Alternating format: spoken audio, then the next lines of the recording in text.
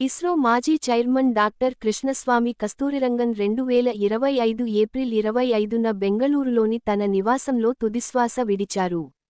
వయోభారంతో సంబంధిత అనారోగ్యాలతో బాధపడుతున్న ఆయన 84 ఏళ్ల వయసులో కన్నుమూశారు.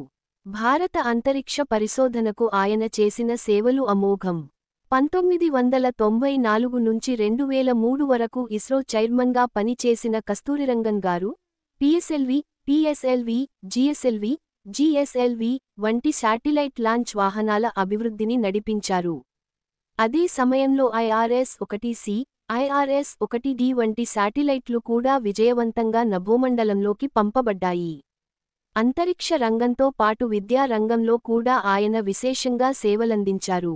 2020లో అమలులోకి వచ్చిన నూతన విద్యా విధానం NEP 2020 రూపకల్పనకు ఆయన నేతృత్వం వహించారు. ఈ విధానం ద్వారా భారత విద్యా వ్యవస్థను ఆధునికీకరించడమే లక్ష్యంగా పెట్టుకున్నారు.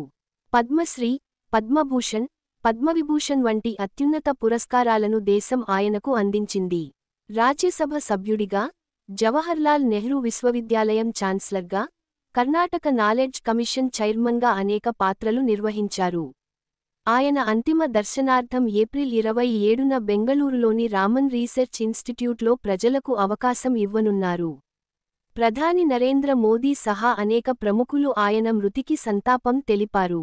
జాతికి మార్గదర్శకుడిగా నిలిచిన డాక్టర్ కస్తూరిరంగన్ స్మృతి చిరకాలం నిలిచిపోతుంది.